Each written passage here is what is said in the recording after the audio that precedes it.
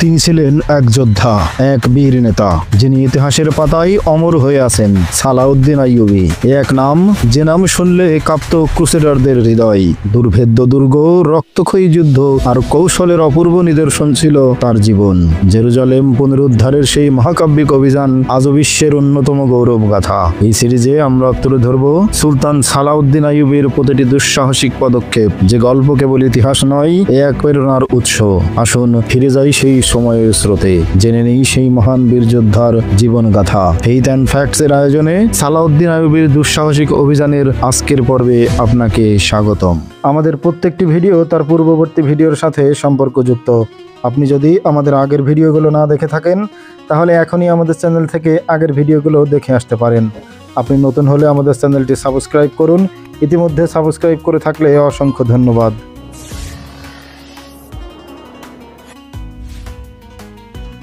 বর্তমান মিশরের যেখানে আসওয়ান বাঁধ, 800 বছর আগে সেখানে এক রক্তক্ষয়ী যুদ্ধ হয়েছিল।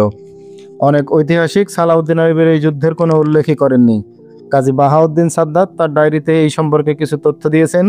লিখেছেন, সুলতানের এক জেনারেল নাম আলিকিন্দি, মিশরের বাসিন্দা, মা ছিল সুদানি। এই সূত্র ধরে সুদানিরা যোগাযোগ করে তার সাথে। তাকে সুলতান আইয়ুবীর বিরুদ্ধে বিদ্রোহ করতে উস্কানি দেয় তারা। সেই সময়কার লেখকদের লেখা থেকেও এই বিদ্রোহের মোটামুটি একটা চিত্র পাওয়া যায়। 1174 খ্রিস্টাব্দের শেষ দিকে থেকেই সুলতান আইয়ুবীর মিশরের বাইরে ছিলেন। ইতিহাস নতুন দৃষ্টান্ত স্থাপন করে প্রচণ্ড শীতের মধ্যে দুঃসাহসিক অভিযানে ব্যস্ত ছিলেন তিনি। নুরুদ্দিন জঙ্গির ওফাতের পরপরই সিরিয়ার সুবিধাবাদী আমিররা নুরুদ্দিন জঙ্গির 11 বছরের বালককে সিংহাসনে বসিয়ে এবং খ্রিস্টানদের সাথে জোট বেঁধে স্বাধীনভাবে চলার যে ষড়যন্ত্র করেছিল, তার মোকাবেলা করছিলেন সুলতান। নইলে ইসলামী জগতের রাজ্যগুলি খণ্ড খণ্ড হয়ে যেত, খ্রিস্টানদের পেটের মধ্যে চলে যেত। সুলতান আইয়ুবী দামেস্কে এসে জনগণের সহযোগিতায় দামেস্কে করায়ত্ত করলে খলিফা এবং তার সহকারী জেনারেল, আমির এবং উজিররা সবাই হলবের দিকে পালিয়ে যায়। সেখানে তারা প্রচুর অর্থের বিনিময়ে খ্রিস্টানদের সামরিক সাহায্য লাভের আশ্বাস পায়, কিন্তু খ্রিস্টানরা অর্থ নিয়ে আশ্বাসের নামে ধোঁকা দেয় তাদের। সুলতান আইয়ুবী হেম্মাত এবং হেমসের কেল্লা দখল করে দীর্ঘদিন হলব অবরোধ করে রাখার পর যখন খবর পান তাদের সাহায্যে এগিয়ে আসছে ত্রিপলির খ্রিস্টান রাজা, তখন তিনি অবরোধ তুলে ছুটে যান রাজা রিমান্ডকে বাধা দিতে। সুলতান আইয়ুবীর কৌশল এবং সাহসের কাছে পরাজিত হয় রিমান্ড। যুদ্ধ না করেই পালিয়ে যায় তার বাহিনী। কিন্তু তাতেই যুদ্ধ শেষ হয়ে যায়নি, বরং বলা যায় আসল যুদ্ধ শুরু হয় এখান থেকেই। সুলতান আইয়ুবী আররিস্তানের পর্বতমালার উপরে এবং আশেপাশে তার সৈন্য ছড়িয়ে ছিটিয়ে রেখেছিলেন। এখন তার যুদ্ধ চলছে 3 শত্রুর সাথে। একদিকে আসালেহ এবং তার আমিরদের রক্ষী সৈন্য, অন্যদিকে খ্রিস্টান বাহিনী, আর সবার উপরে ছিল হাড় কাঁপানো কঠিন শীত। 1175 খ্রিস্টাব্দের জানুয়ারি মাস। পাহাড়ের গায়ে বরফ জমে আছে, চূড়ায় বরফের স্তূপ। তুষার ঝড় বইছে, কখনো আস্তে কখনো বেশ জোরে।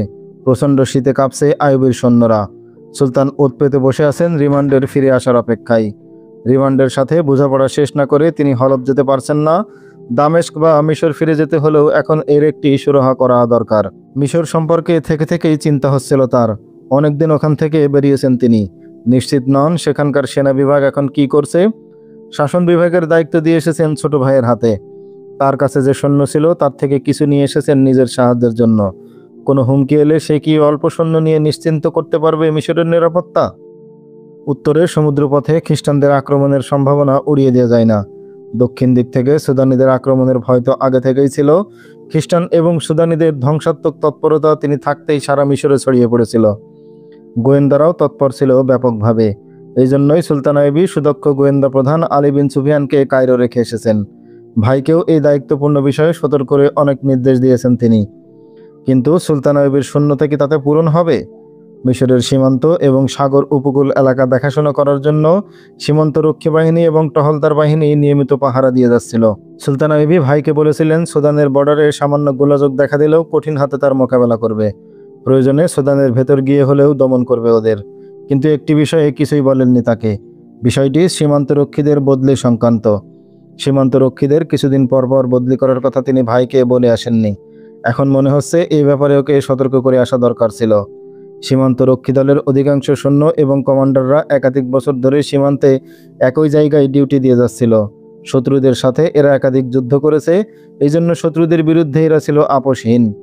এর আগে যে দলটি এখানে ডিউটি করত, তারা কাজকর্মে বিশ্বস্ততা দেখাতে পারেনি। তাদের চোখের সামনে দিয়ে মিশরের হাটবাজার থেকে খাদ্যশস্য এবং দরকারি পণ্য পাচার হয়ে সুদানে চলে যেত। সুলতান আইয়ুবী এই খবর পেয়ে ওখানে তাদেরকে সরিয়ে দিয়েছিলেন। নতুন যে বাহিনী সীমান্তে পাঠিয়েছিলেন, যুদ্ধে ফেরত সেই সৈন্যরাই এখনও সেখানে ডিউটিতে আছে। এই বাহিনী সীমান্তেই সেই ভীষণ তোড়জোড় শুরু করে দেয়। টহলদার বাহিনী চোখে কোনো জিনিস একটু নড়াচড়া হলেই তার ঘাড় চেপে ধরত। তারা খুবই সতর্ক ছিল এবং চারিদিকে ওদের সতর্ক দৃষ্টি থাকতো সবসময়। তাদের এই সতর্কতার কারণে সীমান্ত দিয়ে চোরাচালান একেবারেই বন্ধ হয়ে গেছিল। এটা প্রায় 2-2.5 বছর আগের কথা। প্রথম প্রথম এই বাহিনীর মনে জাতীয় চেতনা এবং ইমানি জজবা অটুট ছিল। দেশ এবং জাতির প্রয়োজনে জীবন বিলিয়ে দেওয়ার প্রেরণা নিয়েই কাজ করে যাচ্ছিল তারা। কিন্তু আস্তে আস্তে এই চেতনায় ভাটা পড়তে লাগলো। সুলতান আইয়ুবী প্রত্যেক দিক, প্রত্যেক কোণ এবং প্রতিটি উপাদানের উপর দৃষ্টি রাখতেন, কিন্তু তিনি মিশরে না থাকায় সীমান্ত প্রহরী সৈন্যদের বদলির ব্যাপারটিতে নজর দিতে পারেননি। সীমান্ত এলাকার নিরাপত্তার দায়িত্ব ছিল যার হাতে, তার নাম আলী কিন্দি। তার উপর নির্দেশ ছিল বছরে অন্তত 2-3 বার প্রহরীদের বদলি করে অন্য এলাকায় পাঠাবেন। কিন্তু তিনি এর প্রয়োজনীয়তা বা গুরুত্ব উপলব্ধি করতে পারেননি। তার ফল যা হওয়ার তাই হলো। নানা দোষ ত্রুটিতে আক্রান্ত হয়ে পড়ল সৈন্যরা। একঘেয়েমি এবং ঢিলেমি পেয়ে বসল সৈন্যদের। প্রথম দিকের কঠোরতা, সুদানিদের তৎপরতা বন্ধ হয়ে গেছিল। পরে চোরাচালানিরা এই কাজ ফেলে অন্যদিকে মন দিয়েছিল। এতে করে সৈন্যদের অবসর এবং আলসেমি বেড়ে গেল। অলস মস্তিষ্ক শয়তানের কারখানা। তাদের মনে নানা কুপ্রবৃত্তি মাথাচাড়া দিয়ে উঠল। তাদের কোনো কাজ ছিল না, কোনো চিত্ত বিনোদনেরও ব্যবস্থা ছিল না। সীমান্তের এই এলাকাটি ছিল এমন, এখানে ঋতু বৈচিত্র্যও চোখে পড়ত কম। আদিগন্ত বালির মাঠ এবং প্রান্তর, কোথাও 2-1টি টিলা, এছাড়া আর কিছুই দেখার ছিল না তাদের। যেন এই আবহাওয়া এবং পরিবেশ শতাব্দী ধরে চলে আসছে। এখানে আকাশের রং বদল হয় না। যেসব মুসাফিররা পথ চলে, এরকম তাদের পোশাক আশাক, একই রকম তাদের চলার ধরন। এসব দেখতে দেখতে সিপাহীদের মনে বিরক্তি ধরে গেল। টহলদার বাহিনী এখন আর ডিউটির সময় মুসাফিরদের তল্লাশি চালায় না। ওরা কোত্থেকে আসছে, কোথায় যাচ্ছে, এসব প্রশ্ন করে না। অনেক সময় বড়জোর একঘেয়েমি দূর করার জন্য মাঝে মাঝে কোনো কাফেলা থামিয়ে গল্পগুজব করে কিছুটা সময় কাটায়, আর মুসাফিররাও কিছুটা বিশ্রামের সুযোগ নিয়ে সেই ফাঁকে যেসব ফাঁড়ির আশেপাশে গ্রাম আছে সেসব গ্রামে গিয়ে গল্পগুজব করে মন হালকা করে আসতো কোনো কোনো সিপাহী। দেশের সীমান্ত রক্ষীদের এই অবস্থা দেশের জন্য খুবই মারাত্মক ছিল। মানুষের মন আনন্দ এবং শান্তির কাঙ্গাল। কোনো কাফেলা রাত কাটানোর জন্য কোথাও ক্যাম্প করলে সৈন্যরা সেখানে গিয়ে ওদের আনন্দ ফুর্তির সাথে একাত্ম হয়ে যেত। এমনকি পার্শ্ববর্তী গ্রামে আনন্দ অনুষ্ঠানেও যোগ দিতে শুরু করলো তারা। এভাবে খোলামেলা মেলামেশার ফলে সীমান্তরক্ষী এবং সৈন্যদের ব্যাপারে সাধারণ মানুষের মন থেকে ভয়ভীতি দূর হয়ে গেল। তাদের কমান্ডারও সিপাহীদের মতোই মানুষ। তারও সময় কাটানো এবং চিত্ত বিনোদনের জন্য ফৌজি মেজাজ রেখে সহজ সরল আচরণে অভ্যস্ত হয়ে গেল। সুলতান আইয়ুবী দামেস্কে রওনা হওয়ার সময় ব্যস্ততা এবং টেনশনের কারণে সীমান্তরক্ষীদের বদলির ব্যাপারে কোনো আদেশ দিয়ে যাননি ঠিক, কিন্তু তিনি আশ্বস্ত ছিলেন জেনারেল আলী কিন্দি অভিজ্ঞ অফিসার, এ ব্যাপারে নিশ্চয় তিনি খেয়াল দেবেন। সুলতান আইয়ুবীর যাওয়ার পর তার ভাই তকিউদ্দিন সেনাবাহিনীর দায়িত্ব গ্রহণ করেন। তিনি আলী কিন্দিকে জিজ্ঞেস করেন সীমান্তে যে সৈনিকরা পাহারা দিচ্ছে ওরা কতদিন ধরে ওখানে আছে। আলী কিন্দি উত্তর দিল তারা অনেক দিন ধরেই সেখানে ডিউটি করছে। সীমান্তে কি আরও বেশি টহল বাহিনী পাঠানোর দরকার আছে? তকিউদ্দিন জিজ্ঞেস করলেন। আর পুরাতন দল কায়রো এনে নতুন দল পাঠানোর কি প্রয়োজন আছে?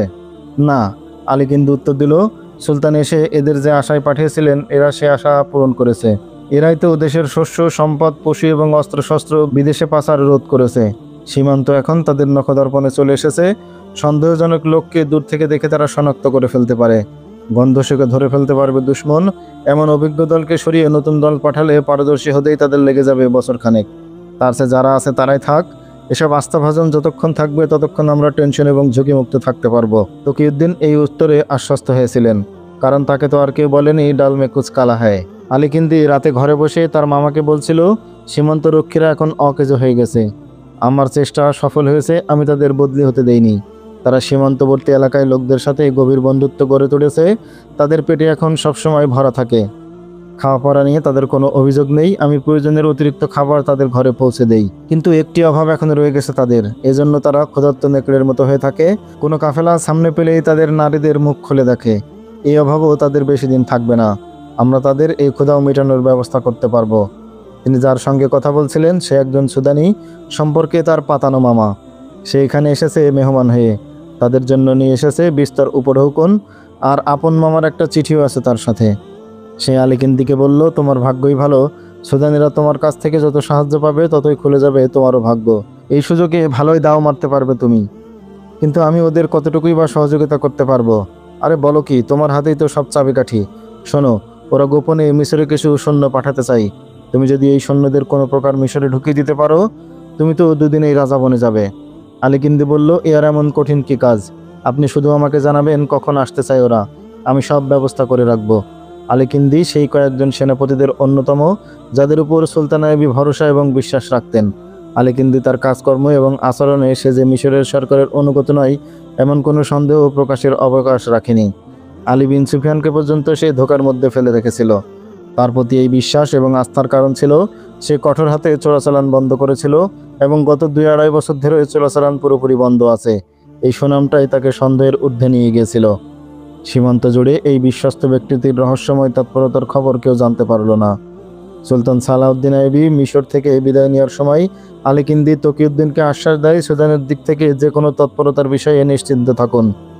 সুদানের কোনো তৎপরতা তো দূরে থাক, সুদানের কোনো পক্ষীও মিশরের সীমানায় প্রবেশ করতে পারবে না। অপরদিকে তার ওই প্রশ্রয়ী এবং সহযোগিতায় সুদানে একদল হাবশি সৈন্য গোপনে মিশরে আক্রমণের প্রস্তুতি নিতে থাকে। এসব হাবশিরা ছোট ছোট দলে বিভক্ত হয়ে মিশরে প্রবেশ করে। তারা অতি গোপনে সকলের দৃষ্টি এড়িয়ে কায়রোর সন্নিকটে একত্রিত হয়। তাদের ইচ্ছা সুযোগ মতো কোনো এক রাতে অতর্কিত আক্রমণ চালিয়ে তারা মিশর দখল করে নেবে। নীলনদ সুদূর দক্ষিণ থেকে প্রবাহিত হয়ে সুদানের মধ্য দিয়ে মিশরের ভেতর প্রবেশ করেছে। মিশরের মাটিতে প্রবেশ করে নীলনদ এক জায়গায় বিস্তীর্ণ এলাকা দিয়ে ঝিলের মতো এক জলধারার সৃষ্টি করেছে। সেখান থেকে একটু সামনে এগিয়ে পাহাড়ি এলাকায় প্রবেশ করেছে। তারপর সেই পানি জলপ্রপাতের আকারে আবার নেমে গেছে নিচে। এই জলপ্রপাতের পার্শ্ববর্তী এলাকার নাম আসওয়ান। সুলতান আইয়ুবীর শাসনকালে আসওয়ানের আশপাশের অঞ্চলগুলো ভৌগোলিক অবস্থা ছিল ভিন্ন রকম। বিস্তীর্ণ এলাকা জুড়ে পাহাড়ি উপত্যকা, মাঝে মাঝে মাথা উঁচু করে দাঁড়িয়ে আছে পর্বতমালার সুউচ্চ শৃঙ্গ। এই অঞ্চলের উপর ফেদাইনদের বিশেষ দৃষ্টি ছিল। ফেরাউন সম্রাটরা পাহাড়গুলো কেটে কেটে সাইজ তৈরি করে মূর্তি গড়ে রেখেছিল। এসব মূর্তির মধ্যে সবচেয়ে বিশাল মূর্তি ছিল আবু সাম্বালের মূর্তি। অন্যান্য পাহাড় কেটেও বানানো হয়েছিল মন্দির এবং ইবাদতখানা। এগুলোর উঁচু মিনার, মন্দিরের চূড়া দূর থেকে দেখা যেত। কোনটাতে আবার ফেরাউনের মুখ বানানো ছিল। কোথাও পাহাড় কেটে তৈরি করা হয়েছিল সুরম্য বাসস্থান, সুন্দর সুন্দর কামরা, আঁকাবাঁকা পেছানো গোলকধাতায় ভরা সুড়ঙ্গ পথ। ফেরাউনদের ছিল অটল ধন সম্পদ। এই সম্পদের অহমিকায় তারা নিজেদের ভাবত সর্বে সর্বা। শক্তি এবং ক্ষমতার গর্বে এই সম্রাটরা নিজেদেরকে খোদা দাবি করত। এই বিস্ময়কর গোপন জগতে তারা কী জন্য বানিয়েছিল সেই রহস্য উদ্ধার করা কঠিন। কিন্তু এই মূর্তি খোদাই করে পাহাড়ের নিচে মহল তৈরি করতে তাদের বহু সময় অতীত হয়ে গিয়েছিল। মনে করা হয় সম্পদের সুরক্ষা এবং ফেরাউনদের ক্ষমতা প্রদর্শনের জন্যই তারা এই বিপুল ব্যয় এবং কর্মযজ্ঞে মেতে উঠেছিল। জনসাধারণকে এসব ফেরাউনদের নামে সিজদা করতে হতো। খোদার নির্দেশের মতোই তাদের প্রতিটি আদেশ মান্য করতে হতো। ফেরাউনের সামনে সম্পূর্ণ অসহায়, দরিদ্র, নিপীড়িত এবং ক্ষুধার্ত প্রজাদের দিয়ে কাটানো হতো এইসব পাহাড়। এখন সেখানে কোনো মূর্তি নেই, কোনো মহলও নেই, নেই কোনো পাহাড়ও। এখন সেখানে মাইলের পর মাইল বিস্তৃত আসোয়ান বাঁধ এবং ঝিল। এই বাঁধ তৈরির সময় সেখানকার বিশাল মূর্তি খোদাই পাহাড়গুলো বড় বড় ক্রেন এবং ড্রেজার দিয়ে ভেঙে ফেলা হয়। ফেরাউনের যুগে স্মৃতিস্বরূপ আবু সাম্বলের মূর্তি রেখে বাকি সমস্ত পাহাড় এবং টিলা ডিনামাইট দিয়ে উড়িয়ে দেওয়া হয় সেখানে। মুজলুম জনতার খুন এবং ঘাম দিয়ে তৈরি পাহাড় সমান মূর্তিগুলোর এই করুণ পরিণতি এবং মানুষের আবিষ্কৃত বৈজ্ঞানিক যন্ত্রপাতির এই বিপুল বিশাল ধ্বংসযজ্ঞ যদি দেখতে পেত ফেরাউন, তবে তার ক্ষুধা হওয়ার সাহস চিরতরে নিঃশ্বাস হয়ে যেত। সুলতান আইয়ুবীর যুগে এই অঞ্চল ছিল পার্বত্য, টিলা এবং জঙ্গলে পরিপূর্ণ। উঁচু নিচু অঞ্চলের চেহারা ছিল সম্পূর্ণ ভিন্ন। সেখানে পর্বত গাত্রে ছোট ছোট অসংখ্য গুহায় লুকিয়ে থাকতে পারত অসংখ্য সৈন্য। এমন দুর্গম এবং রহস্যে ভরা সীমান্ত অঞ্চল আসওয়ানের দিকে সুলতানের বিশেষ ঝোঁক ছিল। এখান থেকেই নীলনদ বয়ে গেছে মিশরের সমতল ভূমিতে। সুদানীদের গোপন যাতায়াত এই নদীপথেই চলত। তারা নৌকাযোগে ভাটির দেশ মিশরে অনায়াসেই প্রবেশ করতে পারত। এই নদীপথে কড়া দৃষ্টি রাখার জন্য সুলতান আইয়ুবী একটি চৌকস প্রহরী ফাঁড়ি স্থাপন করেছিলেন। এই ফাঁড়িটা নদী থেকে একটু দূরে গোপন জায়গায়, যে কারণে ফাঁড়ি থেকে সরাসরি নদীর দৃশ্য দেখা যেত না, আবার নদী থেকেও ফাঁড়ি দেখা যেত না। এই দূরত্ব ভেবে চিন্তেই রাখা হয়েছিল যেন নদীপথে গোপনে চোরের মতো যাতায়াতকারী চোরাচালানি এবং শত্রুরা মিশরে প্রবেশ এবং মিশর থেকে বেরিয়ে যাওয়ার সময় নিশ্চিন্ত থাকে কেউ তাদের দেখতে পাচ্ছে না, ধরতেও পারবে না। টহলদার সৈনিকরা গোপন পাহারায় তাদের দিকে দৃষ্টি রাখত। 2 অশ্বারোহী সবসময় নদীর তীরে টহল দিয়ে বেড়াতো। নির্দিষ্ট সময়ে ডিউটি পরিবর্তন হতো তাদের। মিশরে সুলতান আইয়ুবীর অনুপস্থিতির সুযোগে সেখানে ষড়যন্ত্র দানা বেঁধে উঠতে থাকে। টহলদার প্রহরীদের পাহারায় দেখা দেয় শিথিলতা। তারা দিনের বেলায় নদীপথে দৃষ্টি রাখার জন্য বেরিয়ে এসে একটি ঘোরাঘুরি করে ইচ্ছে মতো চলে যায় এখানে সেখানে। ডিউটি নয়, যেন ওরা প্রমোদ ভ্রমণে বেরিয়েছে। টহল ফাঁড়ি থেকে বেরিয়ে নদীর তীর ধরে বেশ কিছু দূর এগিয়ে গেলে একটি সবুজ শ্যামল বাগান এবং বনভূমি পড়ে। ওখানকার মনোরম দৃশ্য চোখ জুড়িয়ে দেয় যে কোনো মানুষের। বিশ্রামের জন্য এর চেয়ে সুন্দর জায়গা আর হয় না। সেখানে বৃক্ষের কোমল ছায়া, সবুজ ঘাসের গালিচা আর নদীর ঝিরঝিরি বাতাস সহজেই ঘুম এসে যায়। টহলরত অশ্বারোহীরা প্রায় সেখানে গিয়ে আরাম এবং বিশ্রাম করে। দীর্ঘদিন কোনো সুদানি চোরাচালানি, দুষ্কৃতকারী বা গুপ্তচরের আনাগোনা দেখতে না পেয়ে তারা বড় শান্তিতে আছে। আগে তারা অনেক গুপ্তচর, স্মাগলার এবং দুষ্কৃতিকারী অহরহ পাকড়াও করত। সেই ধরপাকড়ের পরে বন্ধ হয়ে যায় ওদের তৎপরতা। বিরান হয়ে যায় নদীর সেই পারাপারের পথ। তাই পাহারা দেওয়ার গরজ হারিয়ে ফেলে প্রহরীরা। এই বাগানে গিয়ে আরাম করে ডিউটির সময়। বাগানে যাওয়ার সময় এই অশ্বারোহীদের অভ্যাস দাঁড়িয়ে গেল, কিন্তু একসময় বাগানে যাওয়ার আকর্ষণও পাংশে হয়ে উঠল তাদের কাছে। নদী পাড়ের সবুজ শ্যামল বাগান এখন তাদের কাছে আকর্ষণ করে না। প্রতিদিন একই দৃশ্য তাদের কাছে বৈচিত্র্যহীন, একঘেয়ে হয়ে উঠল। তবু তারা সেখানে যায়। তাকিয়ে দেখে বন বিড়াল, বাঘঢাস এবং অন্যান্য মরুপ্রাণী নদীতে নেমে পানি পান করার দৃশ্য। প্রহরীদের দেখলেই ওরা ছুটে পালিয়ে যায়। কখনো জেলেদের মাছ ধরার নৌকা ভেসে ওঠে ওদের চোখের সামনে।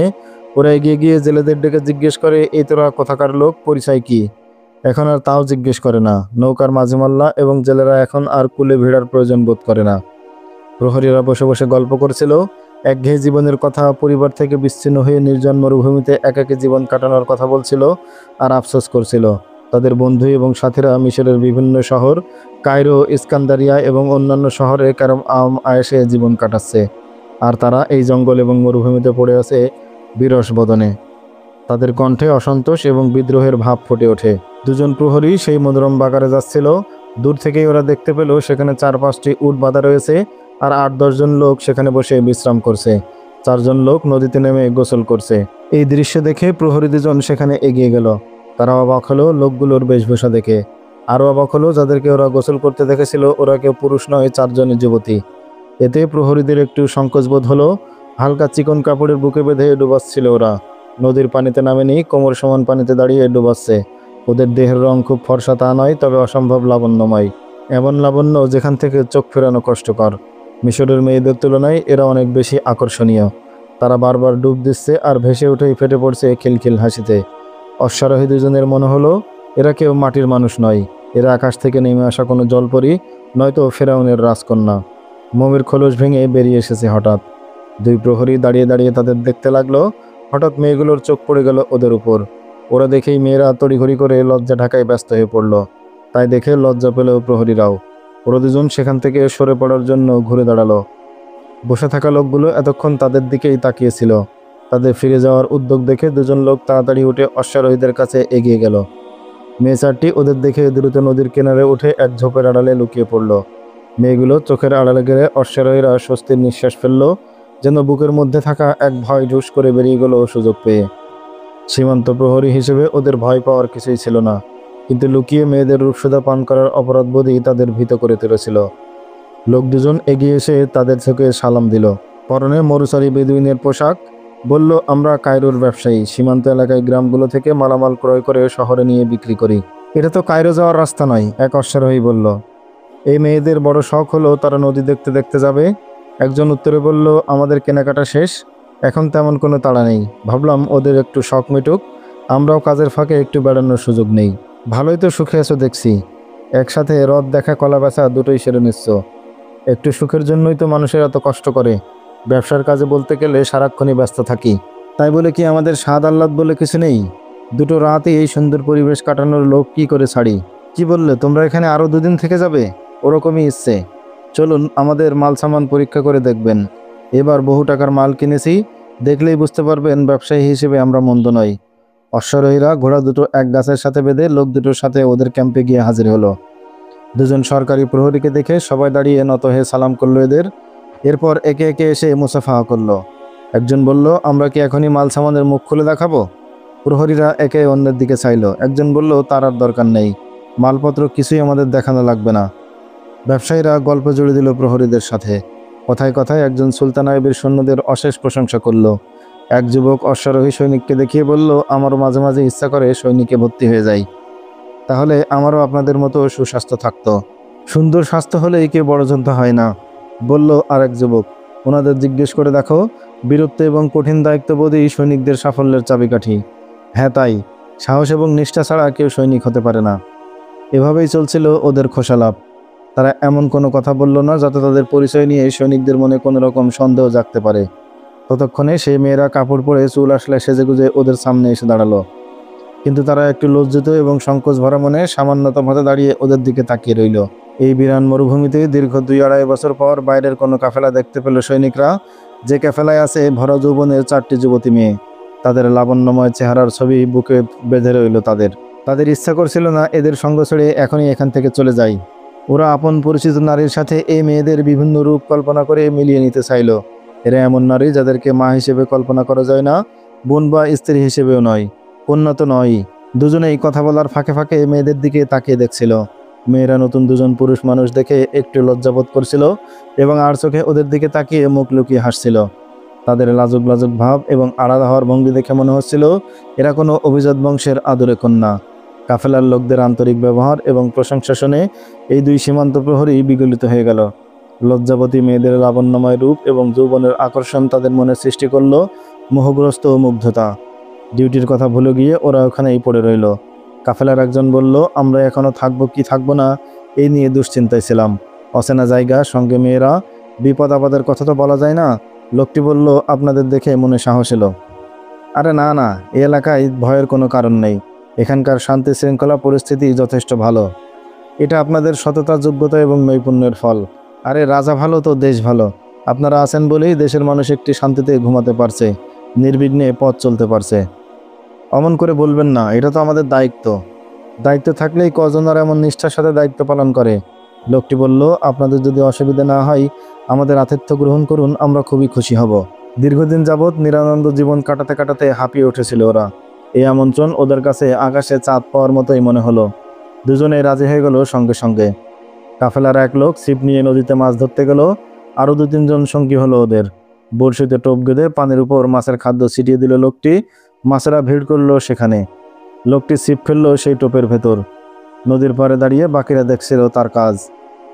মাছ বড়শির টোপ গিলল, আটকে গেল বড়শিতে। সঙ্গে সঙ্গে লোকটি বড়শি টেনে মাছটি ডাঙায় তুলে ফেললো।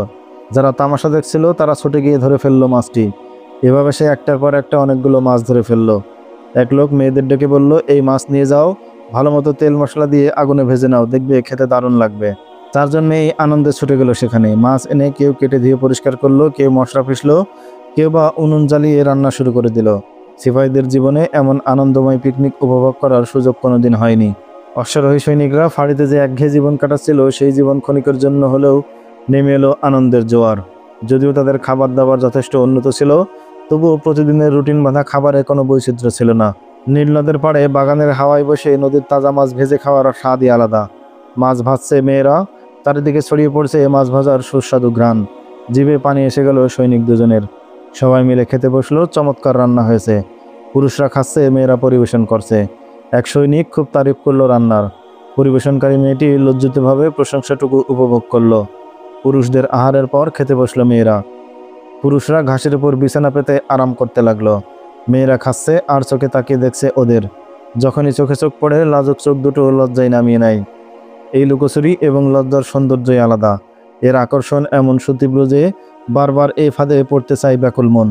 মেয়েদের খাওয়া হয়ে গেল। সৈন্যরা, কাফেলার 2-3 জন পুরুষ একসাথে এক বিছানায় আধশোয়া অবস্থায় গল্প করছিল। হঠাৎ এক সৈনিকের দৃষ্টি গেল তাদের ঘোড়ার দিকে। এক যুবতী তার ঘোড়ার গর্দান এবং কেশর আদর করে হাত বুলিয়ে দিচ্ছে। হাত দিয়ে জিন নাড়াচাড়া করছে আর গভীর আগ্রহ নিয়ে দেখছে ঘোড়াটিকে। ঘোড়ার মালিক সৈন্যটি মেয়েটির কার্যকলাপ আগ্রহের সাথে লক্ষ্য করছিল। মেয়েটির ঘোড়ার গায়ে এবং গর্দানে আদর করে হাত বুলিয়ে দিতে দিতে ফিরে তাকালো ক্যাম্পের দিকে। মুহূর্তেই চোখাচোখি হয়ে গেল ওর সাথে।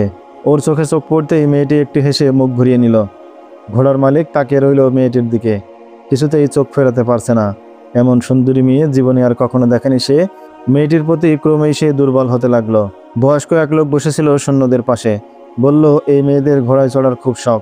ওই যে দেখছো মেয়েটা ঘোড়ার পাশে দাঁড়িয়ে আছে, সবচেয়ে বেশি আগ্রহ ওর। তুমি কি ওদের এই আকাঙ্ক্ষাটুকু পূরণ করবে? খুশির সাথে আমি ওদের এই শখ পূরণ করব, সিপাহীটি বলল। সে উঠে তার ঘোড়ার কাছে গেল। মেয়েটি সংকোচে সরে গিয়ে একটু দূরে দাঁড়ালো। লজ্জা কিসের? এসো, আমি তোমাদের প্রত্যেকেরই শখই পূরণ করে দেব। এসো, ঘোড়ার পিঠে তুলে দেই। সিপাহী বলল। বুড়ো বলল, আরে এদের দেখে লজ্জা পাচ্ছ কেন? এরা আমাদের গর্ব এবং অহংকার, দেশের অতন্দ্র প্রহরী। তোমাদের ইজ্জত এবং সম্মানের রক্ষক। এরা না থাকলে তো তোমরা ইজ্জত, সম্মান এবং খ্রিস্টান সুদারিদের কবেই শেষ করে দিত। মেয়েটি সংকোচ মাখা পায়ে ঘোড়ার কাছে এগিয়ে গেল। সিপাহী তার পা রেখে উঠিয়ে দিয়ে বলল, হ্যাঁ, এখানে পা রেখে উঠে পড়ো। সে মেয়েটিকে উঁচু করে ধরে ঘোড়ায় উঠতে বসতে সাহায্য করলো। এ সময় ক্যাম্পের দিক থেকে তার বন্ধু তাকে বলল, এই কি করছো? সে ওদিকে তাকাতেই সহসা ঘোড়া ছুটতে শুরু করলো। মেয়েটি চিৎকার জুড়ে দিল। সিপাহীটি ফিরে দেখলো ঘোড়া পূর্ণ বেগে চলতে শুরু করেছে। ঘোড়ার উপর মেয়েটি এদিক ওদিক দোল খাচ্ছে, প্রাণপণ চেষ্টা করছে টিকে থাকার। সবাই ছুটে এলো। মেয়েটি চিৎকার করে বলতে লাগলো, ঘোড়ার লাগাম নেই, আমি পড়ে যাচ্ছি, বাঁচাও আমাকে। সৈনিকের পাশেই তার সাথের ঘোড়া দাঁড়ানো ছিল। সে দ্রুত লাফিয়ে ঘোড়ার পিঠে উঠে বসলো এবং জোরে ঘোড়া ছুটিয়ে দিল। মেয়েটির লাগামহীন ঘোড়া তীর বেগে ছুটছে। মেয়েটির ঘোড়ার পিঠে শুয়ে পড়ে খামচে ধরেছে তার পিঠ। চোখের পলকে মেয়েটিকে নিয়ে সামনের পাহাড়ি টিলার ওপারে অদৃশ্য হয়ে গেল ঘোড়া। সিপাহী তার ঘোড়ার গতি সর্বোচ্চ সীমায় নিয়ে গেল।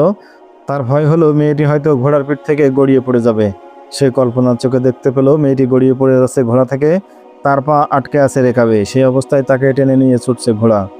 হয়তো এরই মধ্যে তার পায়ের হাড় ভেঙে গুঁড়ো হয়ে গেছে। পাথরে বাড়ি খেতে খেতে মাথা থেতলে গেছে। ও আর কিছু ভাবতে পারছিল না। ঘোড়া নিয়ে সে টিলা অতিক্রম করলো। লোকজনের দৃষ্টির আড়ালে চলে গেল মেয়ে এবং সৈনিক উভয়ই। লোকগুলো হতভম্বের মতো দাঁড়িয়ে রইল। সামনে উন্মুক্ত মাঠ। সৈনিকটি দেখতে পেল এখনও ঘোড়ার পিঠ আঁকড়ায় আছে মেয়েটি। দেহে প্রাণ ফেলে এলো তার। আরোহীকে নিয়ে প্রাণপণে ছুটছে ঘোড়া। আরও কিছু দূর গিয়ে ঘোড়া মোড় ঘুরে আরেক টিলার আড়ালে চলে গেল। আবার চোখের আড়াল হয়ে গেল ঘোড়া। সৈনিকের কানেও তখন মেয়েটির চিৎকার এবং ঘোড়ার পদধ্বনি ভেসে আসছে। সিপাহী সামনে গিয়ে মোড় নিল, কিন্তু অবাক কাণ্ড, কোথাও ঘোড়ার অস্তিত্ব দেখা যাচ্ছে না। আশ্চর্যের ব্যাপার হলো মেয়েটির কোনো চিৎকার ধ্বনিও শোনা যাচ্ছে না। আর মেয়েটির চিৎকার এবং অশ্বধ্বনি শুনতে না পেয়ে সিপাহী ভাবল ঘোড়া হয়তো আরোহী সহ কোনো গিরিখাদে পড়ে গেছে। সে ঘোড়ার গতি সামান্য কমিয়ে নিয়ে এগিয়ে গেল। আর একটু এগোতেই সহসা পাহাড়ের আড়াল থেকে শোনা গেল মেয়েটির ডাক, এদিকে এসো, জলদি আমার কাছে এসো। যুবক সৈনিক আওয়াজ লক্ষ্য করে যখন ওর দিকে তাকালো, রাজ্যের বিস্ময় এসে জমা হলো তার চোখে। সে দেখলো শান্তভাবে দাঁড়িয়ে আছে ঘোড়া। তার পিঠে ততোধিক শান্ত মনে হাসি মুখে বসে আছে মেয়েটি, সম্পূর্ণ অক্ষত। তার চেহারায় কোনো ভয় এবং আতঙ্কের লেশ মাত্রেও নেই, বরং সে মুখে লেগে আছে মোহনীয় হাসির আভা। যুদ্ধজয়ী বীরের মতো উদ্ভাসিত সেই হাসি। সিপাহী একবার ভাবলো ঘোড়া নিয়ে পালিয়ে যায়। এ কোনো মানুষ নয়, নিশ্চয় কোনো পরী কিংবা প্রেতাত্মা হবে। তাকে ধোঁকা দিয়ে নির্জন গোপন প্রান্তরে নিয়ে এসেছে। এখন সে আমার রক্ত পান করবে। কিন্তু মেয়েটির সৌন্দর্য সুষমা তাকে পাগল করে দিল।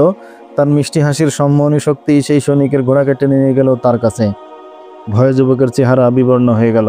যুবক সৈনিক তার কাছাকাছি পৌঁছাতেই খিলখিল করে হেসে উঠল মেয়েটি, তুমি না পুরুষ, আইয়ুবের সেনাবাহিনীর চৌকস এক যোদ্ধা, তবে তুমি আমাকে ভয় পাচ্ছ কেন? আমি তো এক নারী ছাড়া আর কিছুই নই। মেয়েটি তার পাশে গিয়ে তার হাত তুলে নিল নিজের হাতে। বলল, ঘোড়াটি আসলে লাগামহীন ছিল না। আমি ঘোড়াকে তাড়া করে চিৎকার দিয়ে বলেছিলাম, আমার ঘোড়া লাগামহীন হয়ে গেছে, আমি পড়ে যাব, মরে যাব। আমি জানতাম তুমি আমার পেছনে ছুটে আসবে। তোমার চেহারাই বলছিল তুমি আমাকে চাও। সৈনিকটি কোনো কথা বলল না, অবাক চোখে তাকিয়ে রইল মেয়েটির দিকে।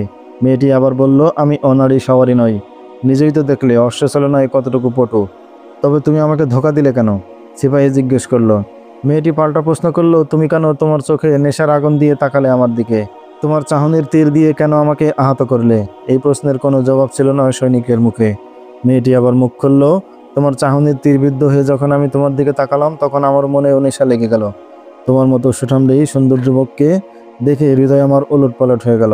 আমি তো এসব কথা সবার সামনে বলতে পারি না, তাই মনের কথা বলার জন্য তোমাকে একটু নিরালায় নিয়ে এলাম। সৈনিকটি এতক্ষণে একটি মাত্র শব্দ উচ্চারণ করলো, আশ্চর্য। মেয়েটি বলল, তুমি যে বুড়োর সাথে কথা বলছিলে সে বৃদ্ধই আমার স্বামী। এখন তুমি একটু বিবেচনা করো, আমার স্বামীর বয়স আর আমার যৌবনটা কি মিলমিশ খাওয়ার মতো? আমার সঙ্গে যে মেয়েগুলো আছে তাদের মধ্যে আরও একজনের অবস্থায় আমার মতো। সেও এক বৃদ্ধের স্ত্রী হয়ে জীবন কাটাচ্ছে। মেয়েদের দুর্ভাগ্য, তারা নিজেদের পছন্দ মতো পুরুষ বেছে নিতে পারে না। যার সঙ্গে তোমরা মেয়েদের বেঁধে দাও তার সঙ্গেই সারাটা জীবন কাটাতে হয়। একটু প্রতিবাদ করারও সুযোগ নেই আমাদের।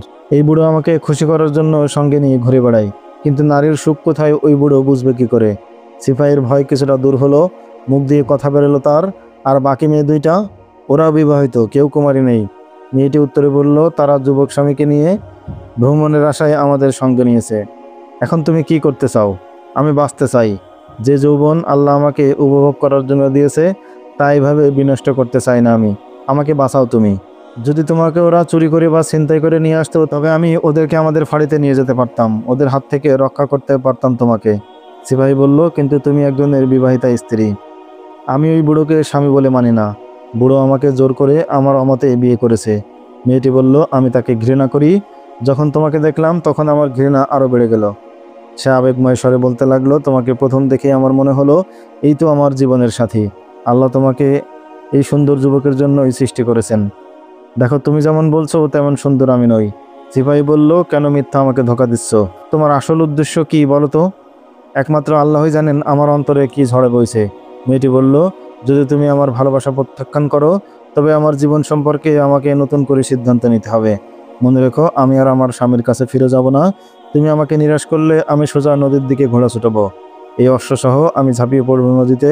পরে আল্লাহর কাছে গিয়ে বলবো, এই যুবক আমার হত্যাকারী। এই সৈনিক সালাউদ্দিন আইবি নয়, আলী বিন সুফিয়ান বা তকিউদ্দিন নয়। সে এক সাধারণ সৈনিক। তার পেশিবহুল পেটা শরীরে যৌবনের জোয়ার। কিন্তু মরুভূমির হাহাকার ছাড়া এই জীবনে আর কিছুই পায়নি। না একটু আনন্দ, না একটু সুখ। তার এই নিরানন্দ জীবনে অপ্রত্যাশিত আনন্দ যদি এসেই যায়, তবে সে পায়ে ঠেলবে কিসের জোরে? কোত্থেকে পাবে সেই মনোবল আর শক্তি? সৈনিকটি কি মেয়েটির যৌবনে হারিয়ে যাবে, নাকি মেয়েটি থেকে নিজেকে রক্ষা করতে পারবে? জানতে হলে অপেক্ষা করুন আমাদের পরবর্তী ভিডিওর। সেই পর্যন্ত সকলে ভালো থাকবেন। দেখা হবে নতুন ভিডিওতে। আল্লাহ হাফেজ। আসসালামু আলাইকুম আ রহমতুল্লাহ।